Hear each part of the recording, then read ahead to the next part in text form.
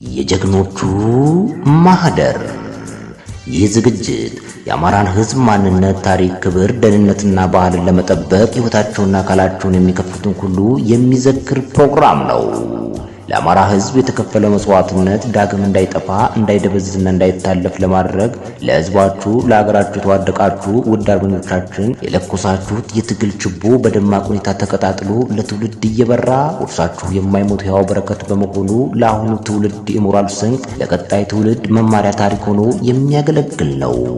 ራዕያችሁ ከግብ ይደርሳል። የጀመራችሁ ትግል ከንቱ አይሆንም፣ ገናም ይጎመራል። እናንተ ያቀጣጠላችሁት የትግል ችቦ በአማራ ሕዝብ ልብ ውስጥ ያበራል። መጪው ትውልድ በችግር ጊዜ በጽናት እንዲቆም ያነሳሳል። እናንተ ክብር፣ ትውስታና መስዋዕትነት ከኛ ጋር ለዘላለም ይኖራል በሚል መሪ ቃል ዘወትር አርብ ከምሽቱ 2 ሰዓት ጀምሮ በአማራ አቅም ግንባታ ተቋም ተዘጋጅቶ ለተመልካቾች ይቀርባል። የጀግኖቹ ማህደር።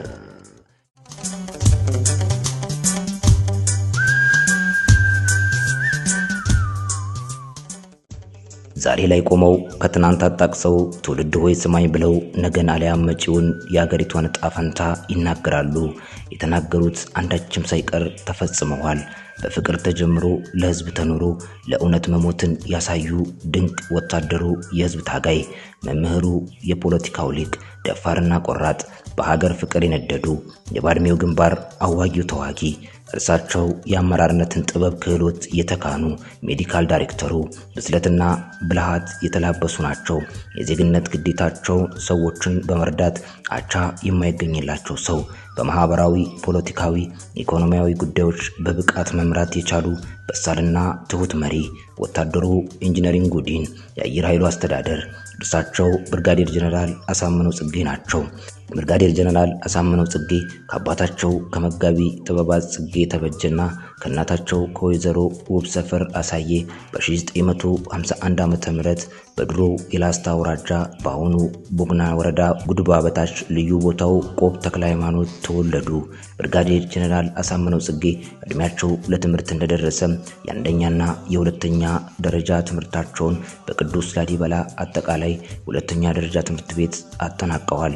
ብርጋዴር ጀነራል አሳምነው ከሁሉ በፊት ሳይማር ያስተማረው ወገናቸውን ለማስተማር ጽኑ እምነትን ፍላጎት ስለነበራቸው ለመምህርነት የሚያበቃቸውን ስልጠና በደሴ መምህራን ማሰልጠኛ ኮሌጅ ተከታትለዋል።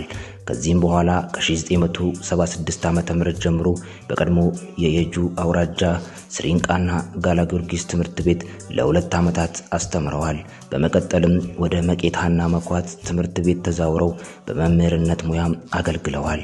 ብርጋዴር ጀነራል አሳምነው በ1981 ዓ.ም በወቅቱ የነበረውን ወታደራዊ አገዛዝ ለማስወገድ በተደረገው ህዝባዊ ትግል የኢትዮጵያን ህዝብ ዲሞክራሲያዊ ንቅናቄ ድልን ተቀላቀሉ። ትግሉን ዳር ለማድረስ በገቡት ቃል መሰረት ወታደራዊና የሕክምና ሙያ ስልጠና ከወሰዱ በኋላ በተለያዩ አውደ ውጊያዎች አኩሪ የሆነ ግዳጅ በመፈጸም ተልዕኳቸውን አጠናቀዋል። በመጨረሻም የጀመሩትን ትግል በድል ለመደምደም የላቀ አስተዋጽኦ በማድረግ የድሉ ተቋዳሽ ሆነዋል። ትግሉ የሚጠይቀውን አገልግሎት ለ4 ተከታታይ ዓመታት አበርክተዋል።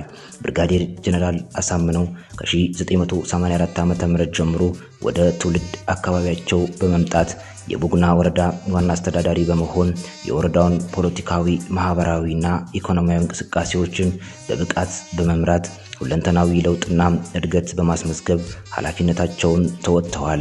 በዚህ ወረዳ በቆዩባቸው የ4 ዓመታት ስራቸው በመሰረተ ልማት ትርጉም ያለው ውጤት ያስመዘገቡ በሳልና ትሁት መሪ ነበሩ። ብርጋዴር ጀነራል አሳምነው ቀደም ሲል ያሳዩት የአመራር ጥበብና ክህሎት መነሻ ለተሻለ ኃላፊነት ሊመጥኑ እንደሚችሉ ስለታመነበት ከ1988 ዓ.ም እስከ 1990 ዓ.ም የአማራ ክልላዊ መንግስት የሥራ አመራር ኢንስቲትዩት ሆነው ተመድበው ብቁና ንቁ የሰው ኃይል በማፍራት የሥራ ኃይል ፈጥረዋል። በተለይም በየደረጃው ሊመጥን የሚችል የሥራ ኃይል በማሰማራት የወቅቱ አንገብጋቢ ጥያቄ ስለነበረም ጀነራሉ የመንግስትና የዜግነት ግዴታቸውን ኃላፊነታቸውን በብቃትና በጥራት ተወጥተዋል። ብርጋዴር ጀነራል አሳምነው ስብዕናቸው፣ ትህትናቸው፣ ስነ ምግባራቸው፣ ሰዎችን በመርዳት የሚያሳዩት ማህበራዊ ግንኙነት ወደርም ሆነ አቻ የማይገኝላቸው የግል ባህሪዎቻቸው መሆናቸውን የቅርብ ወዳጆቻቸው ይመሰክራሉ። ብርጋዴር ጀነራል አሳምነው ለተወከሉት ህዝብ ታማኝ፣ ለሀገራቸው ቀናይ የሆኑ በሚመደቡበት ቦታ ሁሉ የሚመጥኑ ለመሆናቸው የኋላ የሥራ ህይወት ታሪካቸው በቂ ማረጋገጫም ነው። የሻዕቢያ መንግስት አገራችን በወረረ ጊዜ ከ1990 ዓመተ ምህረት እስከ 1993 ዓመተ ምህረት ድረስ በሌተናል ኮሎኔል ማዕረግ ተሹመው ወደ ግንባር በማምራት የ22ኛ ክፍለ ጦር ምክትል አዛዥ በመሆን በባድሜ ገዛ ገብረስላሴ ግንባር ብቁ አመራር በመስጠት ተዋግተዋል፣ አዋግተዋል። ብርጋዴር ጀነራል አሳምነው ደፋር ቆራጥ አርበኛ ነበሩ። ይህም ልዩ ተሰጧቸው ወራሪው ኃይል ባጭር ጊዜ በመጣበት እንዲመለስ በማድረግ ድርሻቸውን በመወጣት አገራዊ ልዕልናችንን እንድንጎናጸፍ አድርገዋል። ብርጋዴር ጀነራል አሳምነው የጦር ሜዳ ውሏቸው በወኔ የታጀበና ልዩ ግምት የሚሰጣቸው ሆኖ በመገኘቱ ከ1994 ዓ.ም ጀምሮ በብርጋዴር ጀነራል ማዕረግ የመከላከያ ኢንጂነሪንግ ዲንና የአየር ኃይል የሰው ኃይል አስተዳደር ሆነው ተቋማቱን በብስለትና በብልሃት የመሩ የጦሩ ሜዳ መሐንዲስም ነበሩ። ብርጋዴር ጀነራል አሳምነው ባሳዩት የአመራር ጥበብ ከሌሎች መኮንኖች የላቀ ብልጫ በማሳየታቸው ለልዩና ለከፍተኛ ወታደራዊ ትምህርት አሜሪካን ሀገር ሄደው እንዲማሩ እድል ተሰጥቷቸው ትምህርታቸው ለ2 ዓመት ተከታትለው በአጥጋቢ ውጤት አጠናቀው ወደ ሀገራቸው ተመልሰው ራዕያቸውን ለማሳካት ጥረት አድርገውም ነበር። ሆኖም በወቅቱ ከውጪ መልስ የአየር ኃይል ምክትል አዛዥና የጦር ኃይሎች ሆስፒታል ሜዲካል ዳይሬክተር በመሆን ለአጭር ጊዜ አገልግለዋል። ይሁን እንጂ ጀነራሉ ለህዝብ መብት መከበርና ለሀገራቸው ሁሉና በጽኑ የሚታገሉ በመሆናቸው በመካከል በተፈጠረ ችግር የዕድሜ ልክ ፍርድ ተወስኖባቸው ከ2001 እስከ 2010 ዓ.ም ለ9 ዓመታት ያክል በእስር እንዲቆዩ ተደረጉ። ከዚያም ጀነራሉ በኢትዮጵያ ህዝብ ትግልና በይቅርታ በመንግስት እንዲፈቱም ተደረገ። ብርጋዴር ጀነራል አሳምነው አገርና ህዝብን ለማገልገል አቅም ማሳደግ ብቸኛው መንገድ መሆኑን በመረዳት በማኔጅመንት የመጀመሪያ ዲግሪያቸውን በቢዝነስ አድሚኒስትሬሽን ሁለተኛ ዲግሪያቸውን ሰርተዋል። የህዝብ አስተዳዳሪና የፖለቲካ ሊቅም ነበሩ። ከእስር እንደተፈቱ ሀገራዊ ለውጡን ለማስቀጠል ዕውቀታቸውንና ልምዳቸውን በመጠቀም ሀገራቸውን ለማገልገል ካላቸው ፍላጎት የተነሳ የአማራ ክልል መንግስት የሰላምና ደህንነት ቢሮ ኃላፊ እንዲሆኑ በተሰጣቸው ሹመት ኃላፊነታቸውን በመወጣት ደከመኝ ሰለቸኝ ሳይሉ ሌት ከቀን እየደከሙ እየሰሩ እያሉ በአገዛዙ ብልጽግና መንግስት በአብይ አህመድ የሴራ ርካብ ሰኔ 17 2011 ዓ.ም በተወለዱ በ60 ዓመታቸው ህይወታቸው አልፏል። እንቁና ሀገር ወዳድ የሆኑት ብርጋዴር ጀነራል አሳምነው የዓላማ ጽናት ያላቸው ሩህሩህ የህዝብና የሀገር ፍቅር ያላቸው እንዲሁም የጀመሩትን የመጨረሻ ጽኑ እምነት የነበራቸው ልበ ሙሉና ጠንካራ ሰው ነበሩ። እርሱ የሀገር ኩራት፣ የእርሳቸው ሞት ዛሬም ድረስ የብዙሃኑ የእግር እሳት ነው። ሀገሪቷ የሚበጃትን አታውቅምና እስከ ዘላለም ሸኘቻቸው። ሀገር ምሰሶዋ ወደቀ፣ በቃ። የባለታሪኩ ታሪከኛ ታሪካቸው እዚሁ ጋር አበቃ። ብርጋዴር ጀነራል አሳምነው የ3 ወንድ ልጆችና የ1 ሴት ልጅ አባትም ነበሩ።